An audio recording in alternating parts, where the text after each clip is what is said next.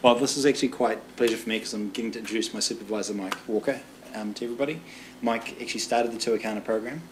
It seems that every year I get to be the Mooching grad student and go to some function where he's getting some award and I get free food. So it's been quite good. Free food today? No. RSS has a very limited budget. $0. $0 for entertaining. But if you'd like to come for a beer afterwards, you're most welcome. You know, if you collect membership fees for RSS, yeah, there will be a budget for food. No, $2. We are supposed to, in theory, yeah. So. Yeah. We do that yeah. But we are kind of getting digressed here. One of the great things that I like about Mike is that he gets squirmy when you sing his praises, and I like making him squirm. So, but I'll in the spirit of keeping myself in one piece and not having some revenge later, I'm just going to turn it over to him now. Anyway. Turn it over to him now, but I'd like to thank him today for coming in and talking to us.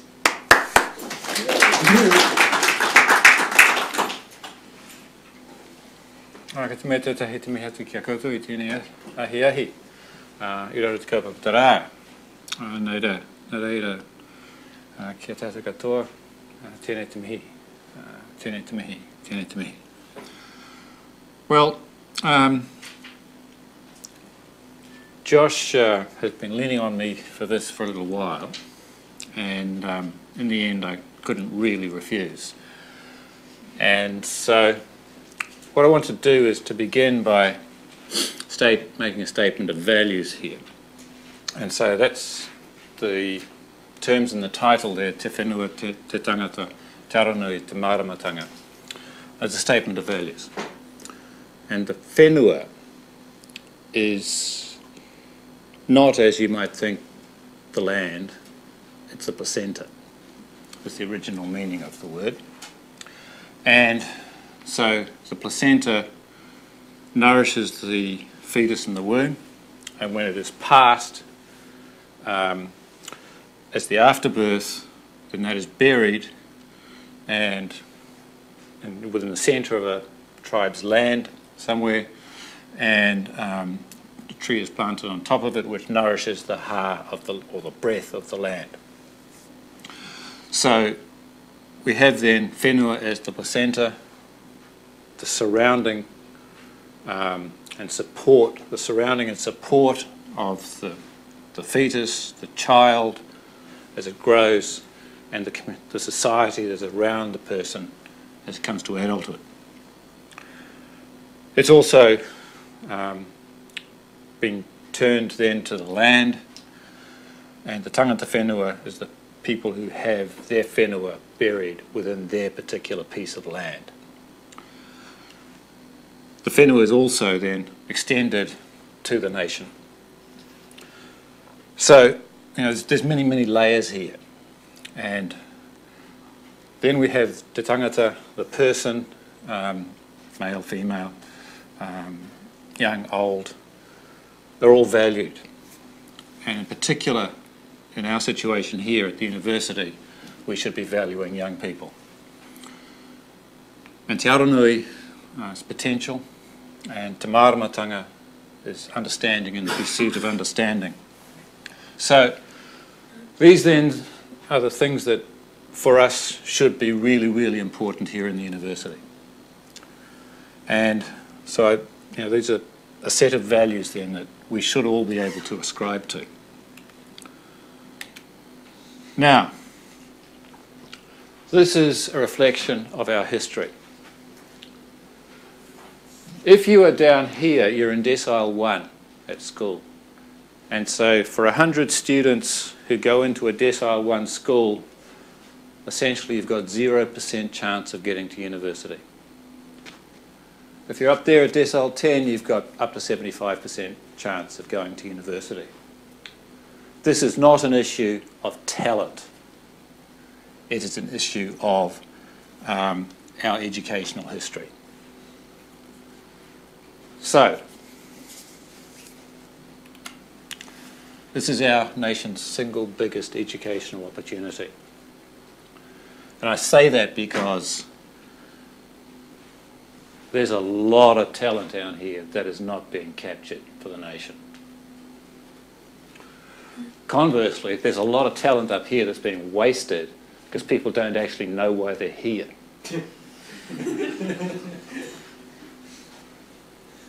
They come here because that's just what you do when you go to a high decile school.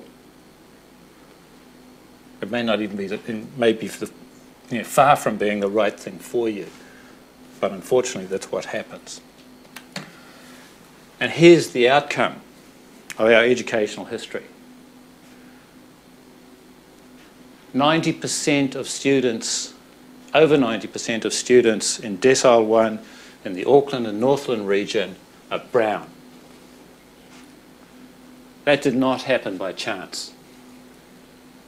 Okay? You've got to understand this. Our educational history is one of racism.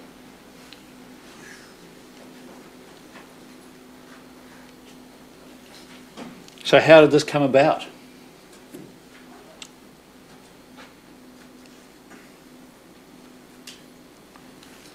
And more importantly, much more importantly, what can we do about it? Well, first off, this curve represented in this graph is an exponential curve. And if we do things incrementally, we will not fix that. Change must be exponential. And the only way we can do that is to multiply off every success. Not add, multiply. And everyone can and must contribute to that change. Now let me tell you something else that involves numbers. 30% of people under 25 now are brown.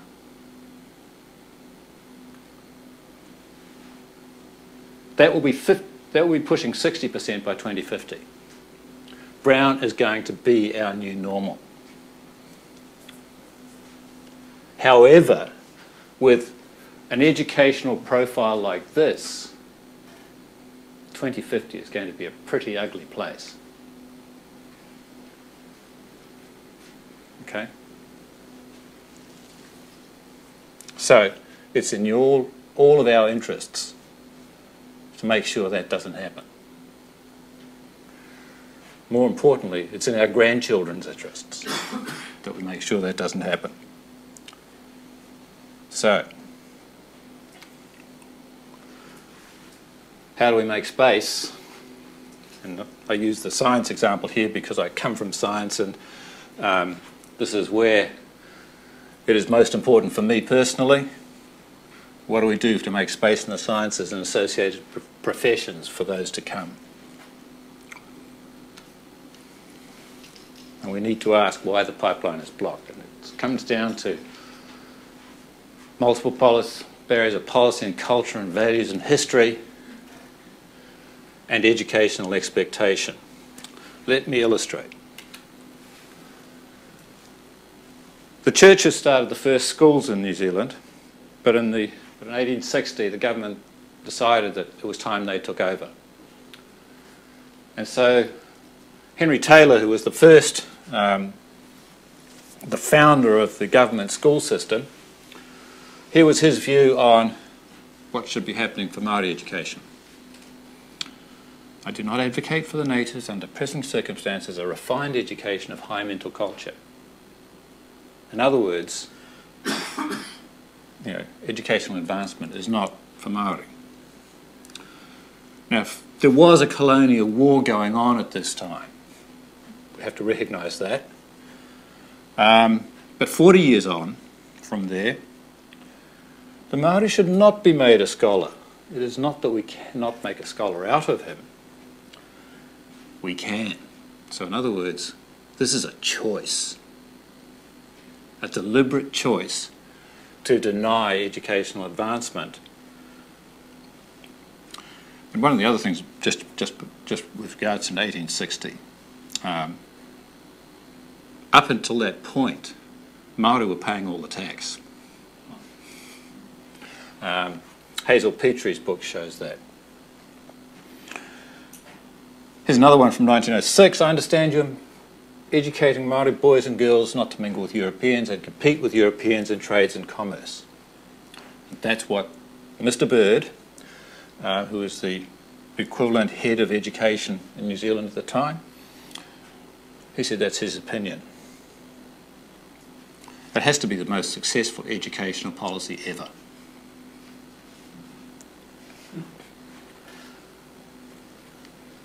So, I've got a special one for Professor Kirk because he's a biologist, and his picture, his portrait rather, hangs in the Royal Society rooms in Wellington. And he has a building named after himself at Victoria University. So come ahead another 40 years, and there were no, Māori were not taking external examinations. No academic subjects, no surveys, people progressed, no external examinations. So at this point we're 80 years into it, and come 1961 we find that there's a statistical blackout of Māori in university education. This Hun report was considered to be very important in its time, and what followed it was the trade training scheme. But there was still nothing happened with regards to university, the leastways not with government money. What happened was that uncollected land rentals were amalgamated. So these are from Māori land that was multiply owned and very, the ownership very, very dispersed, and so nobody was collecting the rents, and those rents were brought together and became the Māori Education Foundation. So in fact, when people talk about special treatment and special scholarships, in this particular case, it's Māori money paying for Māori students, and there was so little money there that it was almost not worth applying for it. So, 20 years on, in between the 61 and 83, we had the baby boomers grow up, and among those were people who were involved in organisations like Te Reo Māori and Ngā Tamatoa and the Polynesian Panthers, and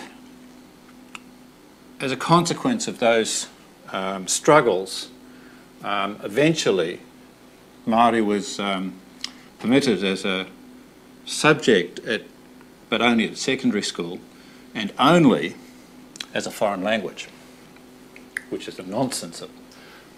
It's an absolute nonsense in its own country. And there was they had this problem that Māori kids started taking Māori and they started doing well.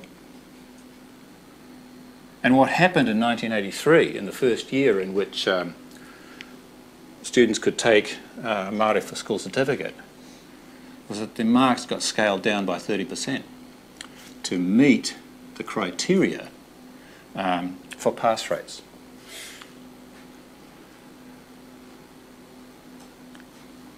And racism has not gone away. So here's some people currently involved in the university just in biology. So PhD student told at school she would never be more than a checkout operator. One who's now on our academic staff was told things like that repeatedly. And here's a more recent one. Samoan boy went to his maths teacher because he'd been shunted through several schools and asked to be given brought up to speed on pre-calculus. It's a waste of my time teaching you this. You're just here for the rugby. This is on Auckland's North Shore, just so you know. Okay, so we have to understand education is highly politicised because it affects children and their futures.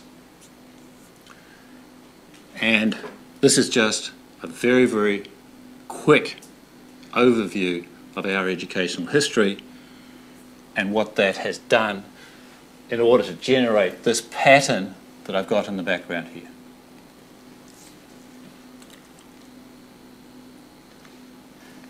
So, our biggest educational challenge is a consequence of our educational history, but that is still our single biggest opportunity for the country, because there is 30% of the young human potential going to waste if we don't do something different. And by 2050, that'll be 50% of our young human potential going to waste. We can't afford it. We simply can't afford it. So we've got to do something different. And everybody has to contribute. Now, here's where we come in the sciences, and we did a top 20 league for ethnicity. So the Asians top out, coming from 65 schools, sending 30, 40, 50 students a year to the university in science. Green is the Pākehā European schools, sending them in 20s and 30s to science. In 2007, we couldn't find 20 schools that sent us a Maori student in the northern region. And the average over 4 years is 1.5 students tops coming into science from a school. And for some, for Pacific Islanders, tops is 3 coming into science from their school. This has huge implications for these students. First off, they're completely and utterly socially isolated. They may be the only brown face in their whole class. And when you're isolated like that at that age, you're not going to be able to learn.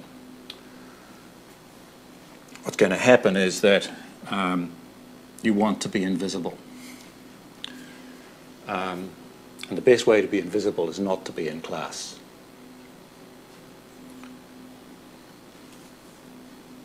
So,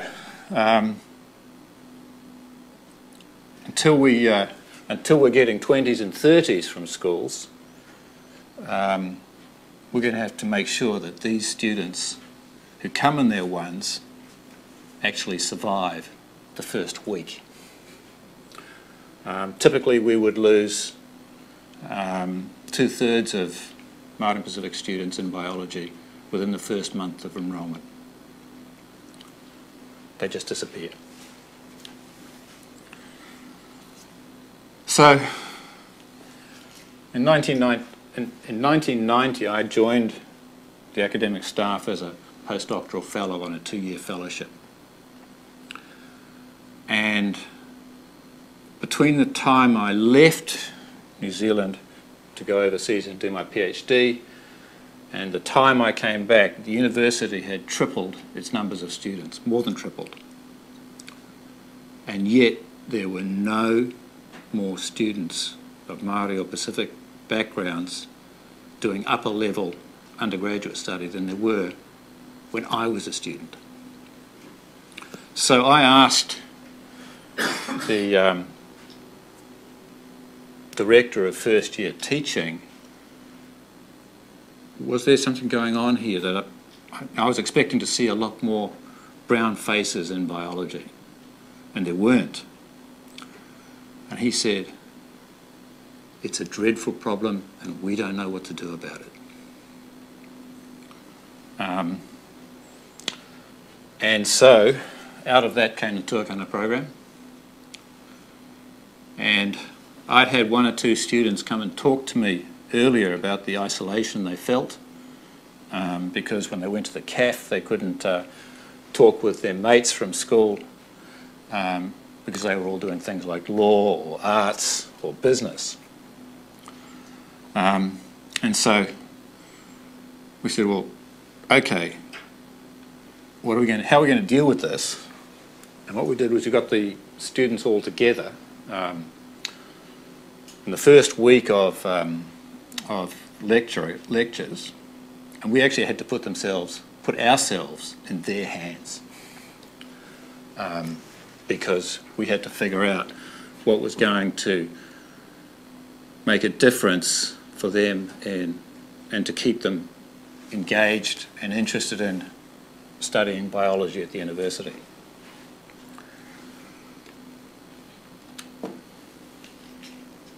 And so what it comes down to then for us is that we've figured out that the students have to make new friends fast. Now, there's a list of human needs developed by a psychologist that first off you have to have food, you have to have shelter, you have to have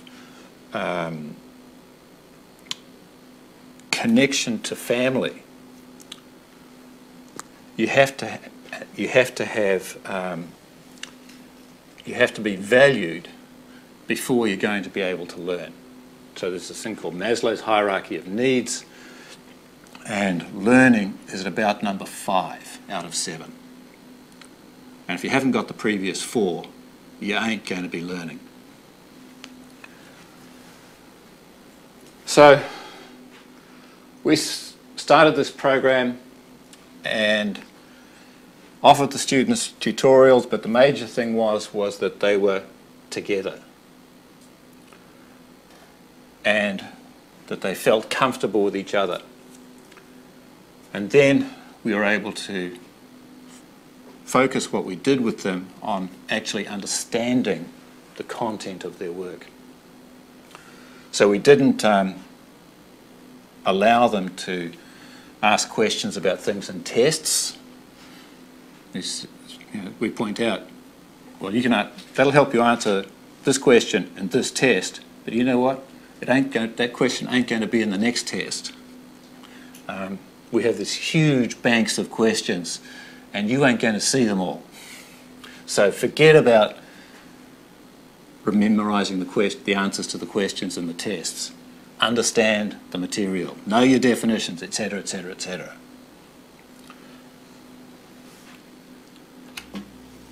But it doesn't have to be boring. So,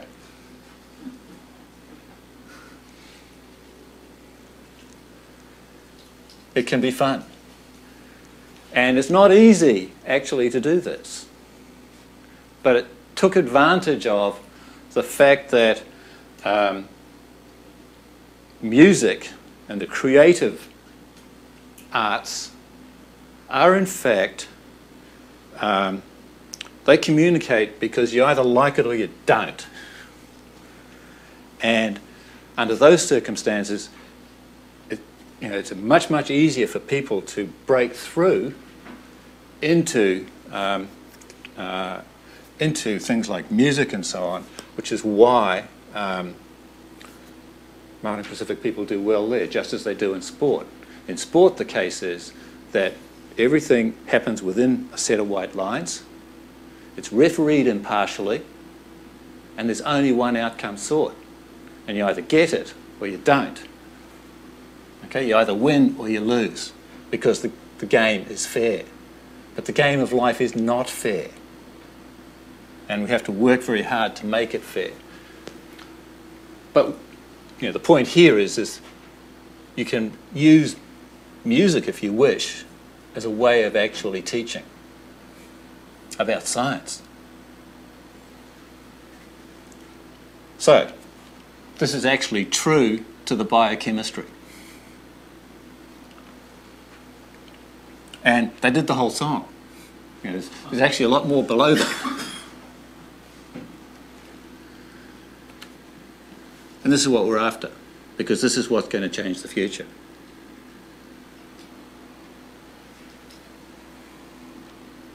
And remember, we have to do this exponentially. Now, just to show, you know, I'm a scientist, I'm sorry, get over it. That means I do numbers. And 6 weeks into the first year we did this in 1991, we had a test. And so I got the results and I plotted them.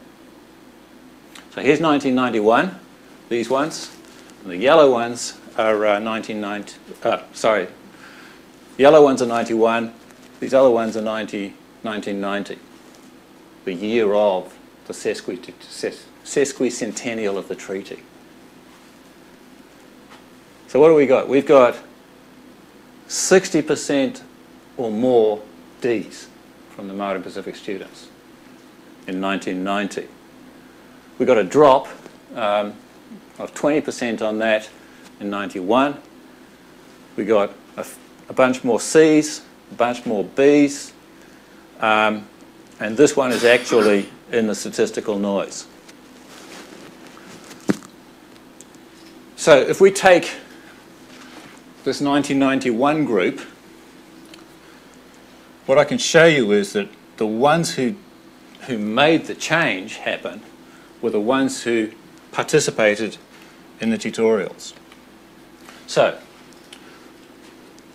1990 group was 60-odd% fail. Those who didn't participate in the tutorials was almost the same.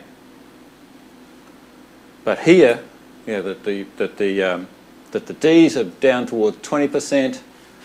We're up over 30%, nearly 40% Bs, and no difference at all in the As. So in other words, these ones are getting there by themselves. Something has happened as a consequence of the intervention at the DC margin. In other words, these students, just through this mere simple device of actually getting together and helping them to make friends and to settle into their studies, they started to show their potential.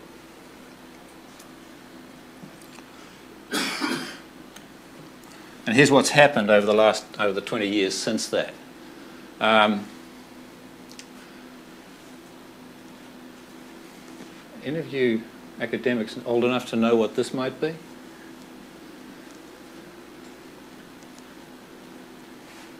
Semesterisation. It took us back below 30% pass rate for this group. You can see it's happened here as well. But look at the magnitude of the effect. You know, Maori and Pacific students are the canary in the mine. And so, you know, the teaching system was changed to reflect this, and that's a credit to the Stage 1 teaching team. And progressively over the last 15 years or so, we've continued to go up. So our pass rates, we occasionally hit 80%. This was Syllabus Plus last year. It affected us. This is our core paper. And this year we're up around 80% again. So this is not then a question of ability or motivation. It's a question of the fact that this is a hostile place to these students under present circumstances where they're coming in such small numbers.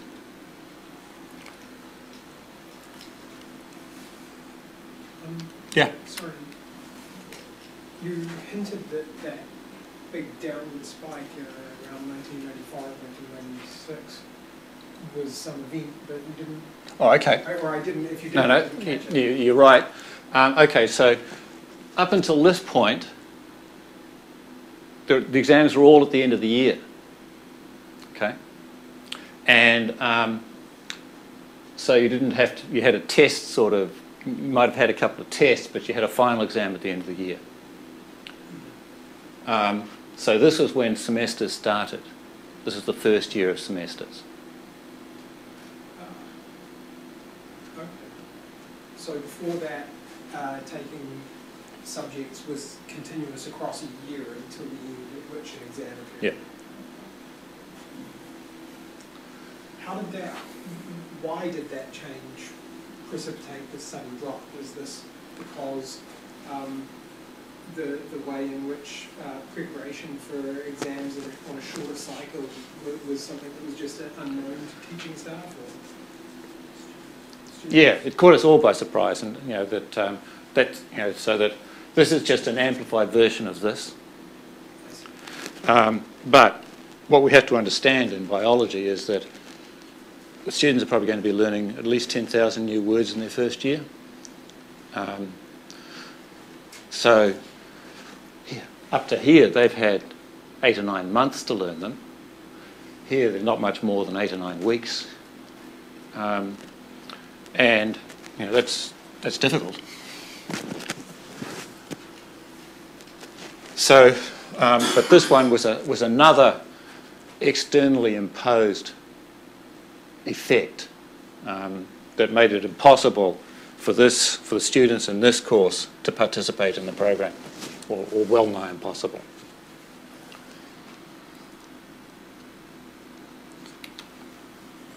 And not surprisingly, what happened was that because those students had succeeded in 1991, they stayed with us. So these are the 1989, 90 and 91 cohorts. And this is their influence following 1991 on retention of the students. So suddenly we've gone from flopping around 4%. This is the 1991 cohort going into stage 2 and then into stage 3.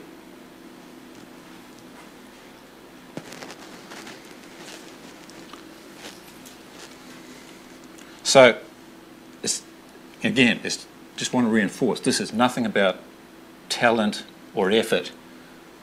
It's about context.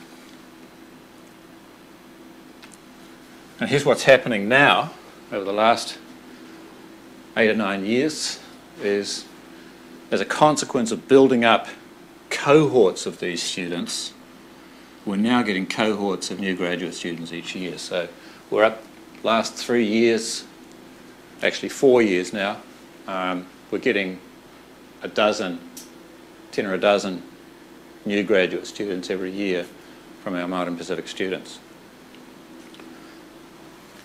Now, we could get more if we had more students coming in. Unfortunately, the school system has yet to deliver them to us in those kinds of numbers. But it can be done, and this is where multiplying off success matters. Tuakana College from Otara, South Otara, over those 15 years, they sent less than 1 student per year to the university. Total. Look at this. Now, what was going on in this was that there was a change of regime in that school. They got a principal who'd grown up in Otara. He's a Pākehā. And he'd grown up there, and he'd grown up with the likes of Ben Dalton and Rawiri Paratene, etc. And he knew there were smart kids in Otara. And so he was relentlessly positive to the students about the students. And he recruited or headhunted teachers who would back him in that. And so they generated this pattern of exponential change in delivery of students to the university. We were involved. What we did was that we took students who had a successful first semester in SBS. We would take students from this who'd come to us from this school, and we'd put them back in the school for half a day a week, and we'd pay them to do that, for doing that. Out of that, what we got was that we got university students who were succeeding and enjoying themselves at university and could see a bright future for themselves, coming back and telling students that they were with last year how good it was. And they could see that they could see bright futures for the students that they were working with. And they worked with, the school set up programs where they had them working with everything from year 9 to year 13.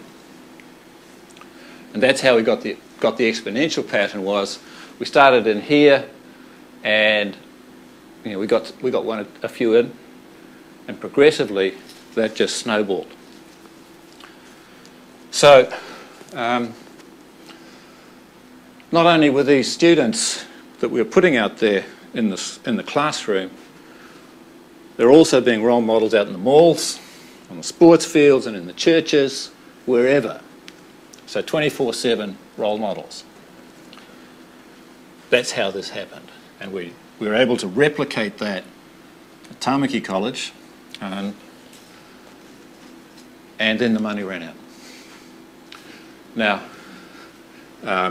or rather, because the university operates on a 7-year accounting cycle, the boom came down because we had reached the 7 years. We were actually only halfway through the money.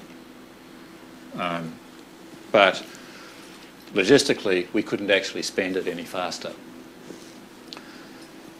So, what we learned out of it was that we were coming out of the sciences, so one department out of science, but we were getting people coming in all subjects. And that was just a consequence of putting these students out in those schools. And so this was a fabulous experience, and the sad part about it is that the principal of Tangaroa got headhunted, and the program fell away there. But Tamaki has continued to go, and not thinking about it, I ended up at science fair prize giving one year, and I saw this strange uniform. It looked familiar, but it was out of context. And this was Tamaki College cleaning up at the science fair. I live in Glen Innes, so I knew that that was in context for me. Science fair or prize givings was not where I expected it to be. But it happened. And it's still happening. They've retained their HOD science, and the school is supporting his pursuit of the best for his students. And he has focused. He told me that he used to focus on years 12 and 13. Right now, he focuses on year 9 and 10, because then he gets lots through, and they continue to come to the university. Now, the challenge is that we get these students through the first year, and the students started getting on my case about the upper levels. And the problem was the differential in pass rates wasn't a problem. It wasn't a huge differential. There was a bit of a grade point differential, but again, it wasn't a major. In the end, though, I gave in and sat down and talked with them, and what we came out with was Pukinga Pūtaiao, which is about skills. And if you think about the about the high decile schools, you've got all these things like overseas trips, lots and lots of other opportunities to take students out and show them how things work. We had people at Tangaroa College who'd never been to a beach, never been to over the harbour bridge, never actually been outside the boundaries of the Otara Creek and the Southern Motorway. So, eventually we recognised that yes, we did have to do something, because these students do a lot more opportunities they hadn't actually had yet, and that they should have if they were going to be able to achieve to their potential. So what Pukinga Pūtaiao is it's an academic and professional skills day. And we're trying to set up a 4 to 5 year rolling program where we do something different every time so that things don't repeat on people, and that give them a feel for the professional skills they need, but also the ongoing skills development in the academic arena. Right, so who have we got here? These students have all had scholarships. This one's finished a PhD, this one's finished a PhD. These two are close to finishing. This one is a master's student. So is that one up there. So those are just the biology ones. I don't know these other ones so well. But we had some very interesting, the very first time we did this, one of the things we did was speed dating. And those were with mock employer interviews. So you take a one-page CV, you present it to somebody who's one of the academic staff, came down, some of the academic staff came down, they got 5 minutes, they got 3 questions, and then they got a timeout and go to someone else. And one of the outcomes of that, which the deputy director, the director for teaching of SBS, waxed lyrical about, was that suddenly she had these students coming to her office to talk about what they could do, what they wanted to do, and she thought that was absolutely fabulous. So, simple stuff. So, undergraduate, postgraduate, graduate reading, writing, presentation, confidence with maths and stats, because biology, science, you've got to be numerate. And then research design, plannings, thesis, publications, funding. But we also have to have professional skills, and many of them had not been exposed to this kind of thing. So we bring in graduates,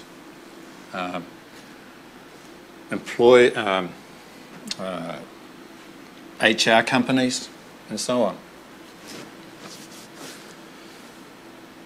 And this stuff works. It's amazing. So, take-home message then that exponential change is possible.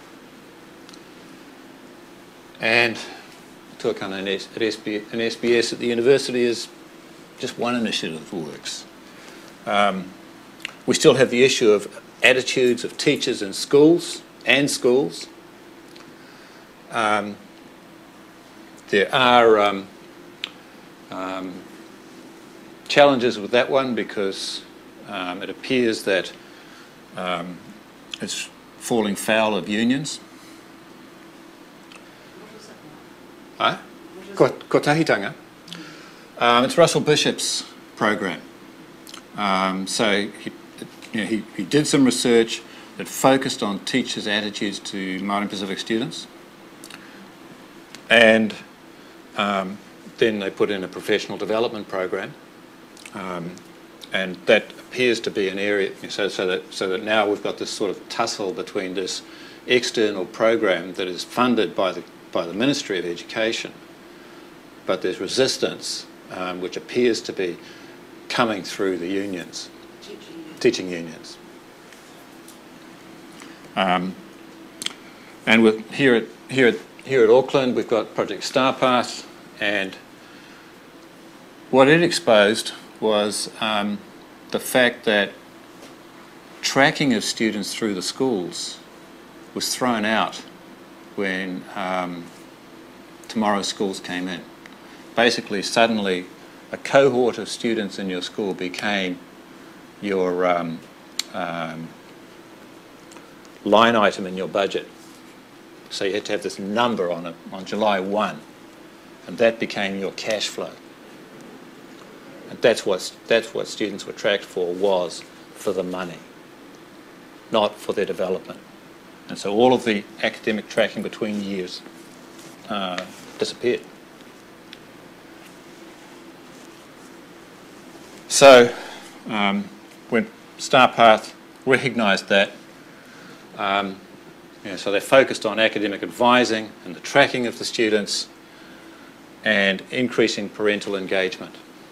So that's actually a winner. And so what it's starting to do, it started off with about 5 schools, and they recognised that they had to deal with the schools as individual schools, but that there were some commonalities that could be generated, for example, with databases. 20 years ago, databases were not what they are now, but now you can track students much more effectively. So there's professional development then around the management of data. But the fundamental is still the student. Okay, you have to focus on the potential of the students rather than the challenges they face, because they are not responsible for the challenges they face. They inherited those. They come from the older generations like us. So, take-home message: we have to understand the composition of our future population, because that's what our children will grow up into. That is going to be brown. We have to prepare all our young people. And one of the things that happens here is that here in the university, where you've got these small numbers of students who are isolated and trying to be invisible just so they can get through the day, you actually want to treat them like the canaries in the mine. Because if they don't succeed, the whole class doesn't do as well as it can. So we used to get this stuff about special treatment. The people who actually win the most are going to be those who are in the majority. But so long as, for the small numbers of Maori and Pacific students in the classes, so long as their chances are not prejudiced, but are actually being met, that they are being well served, the future will actually tend to take care of itself. So we have to change what we do. Because it's in our own interest to do. I don't want to leave my kids and my brother's grandkids into a place that's heading down and down and down and down. So the futures of our children and grandchildren depend on this, and it's not hard.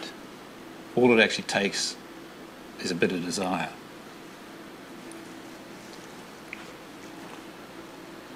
Well, I think I've said enough.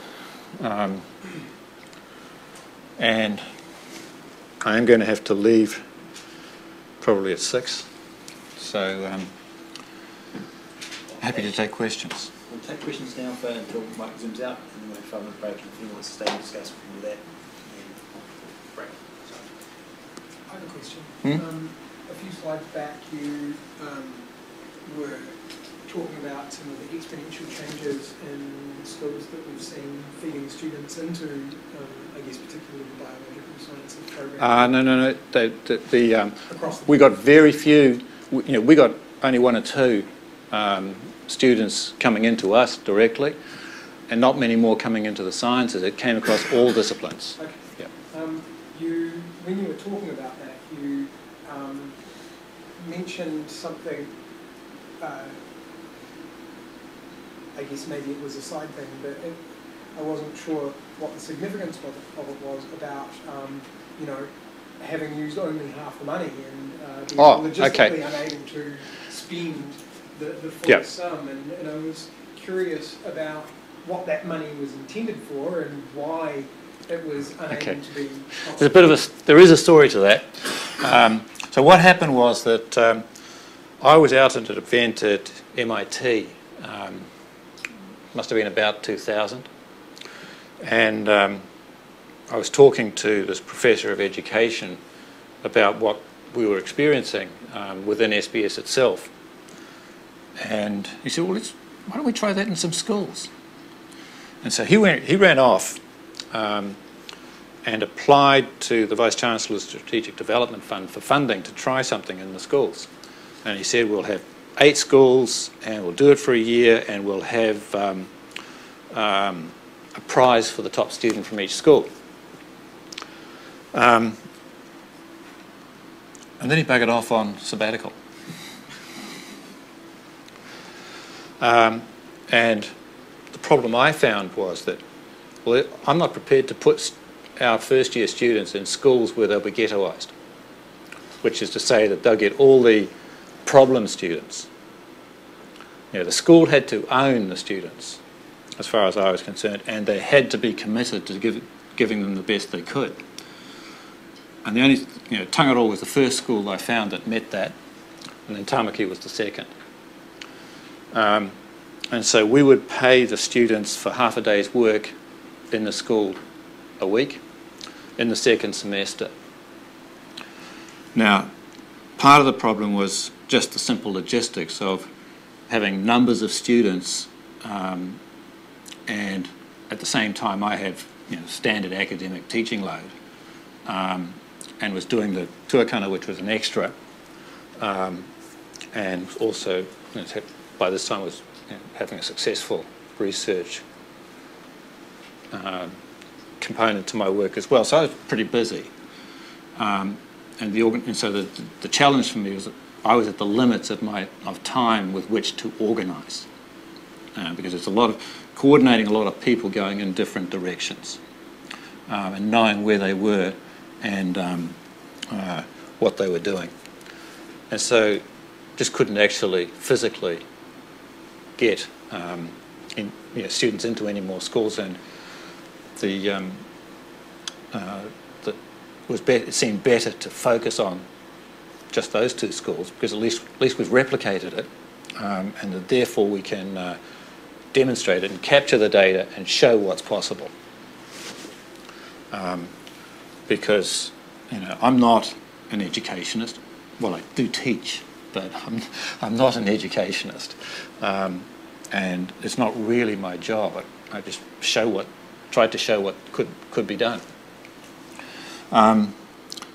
And so instead of being able to spend the whole $40,000 in 1 year, we were able to stretch it out for 7, which enabled us to demonstrate the exponential change that was possible. Unfortunately, we couldn't spend the money fast enough, purely and simply because I didn't have the time to manage the whole process without losing control of it.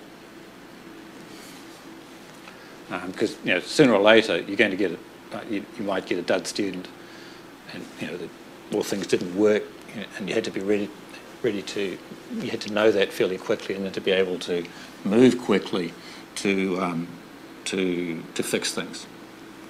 So making sure that things worked well, and just having to accept that, you know, you can't do everything.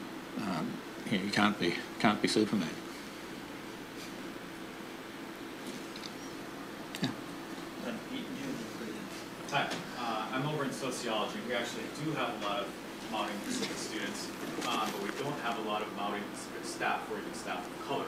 We don't have a lot of tutors of color even. So we talked about what we can do to, or it's important for students to have an understanding of the material as opposed to learning to take test-taking skills. What tangible things can we tell our staff and tutors to do in order to engage Maori and Pacific students?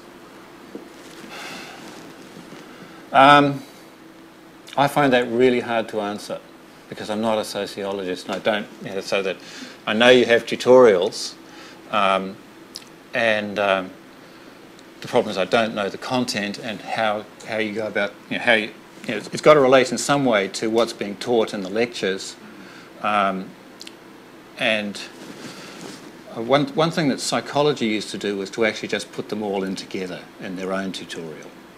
It's one example, and I think that worked quite well for them, because then they're in a group, and you know, even if they're only 60–70% of the group, they are then going to be comfortable and are much more likely to engage. We've certainly never had a lot of trouble, and so we do take in stragglers that from the mainstream where we are asked to, because the stage one teaching staff suspect that particular students might benefit from us. And those have been Pākehā students, Chinese students, African students, you know, the whole mix. You mentioned the big difference between the Decile 1 and the Decile 10 school.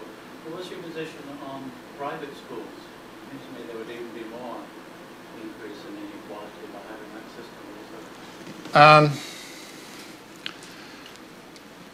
Well, one of the things that's, you know, traditionally the private schools actually tended not to be particularly interested in university. They were just getting their children, the parents would people from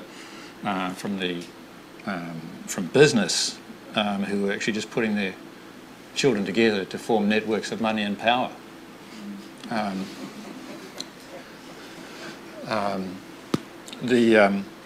But in recent, you know, like in the last decade or two, my observation has been that schools like King's, for example, have actually started focusing on academics, whereas previously, you know, that was, as far as I knew, not the case at all.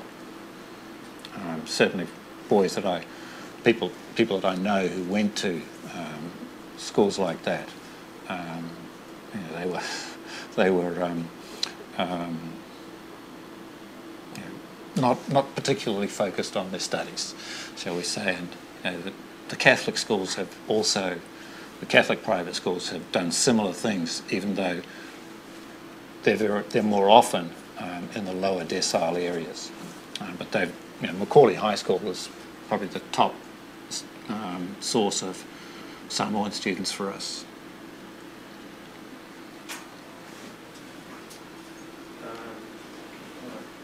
I had a question about, are you involved with the Tuakana programs in engineering or any of the other faculties? I learned a lesson in the early 1990s where I had this student who had an NZCS in physics, and the physics department, you know, I'd been talking to them, and I mentioned this to them, and said perhaps we can, you know, pay this boy to come and do some tutoring.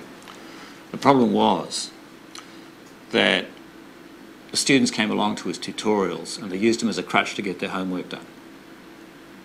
So the design within any particular department, that, you know, what I took from that was the design of the program within any particular department has to has to add to the teaching rather than replicating it, and so it has to actually engage the students in pursuing understanding. Michael does train.